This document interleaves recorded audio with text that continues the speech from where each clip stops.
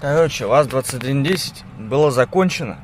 Я не успел залеснить рельсик, потому что был занят. Это было еще в прошлом месяце. То есть сегодня у нас, сейчас скажу какое. У нас сегодня 7 апреля. Месяц назад она выехала. И суть в чем? В данный момент попала она в аварию.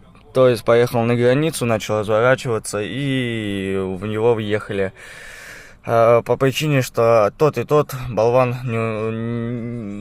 нарушили сильно. Тот скоростной режим нарушил, а этот неправильно начал разворачиваться.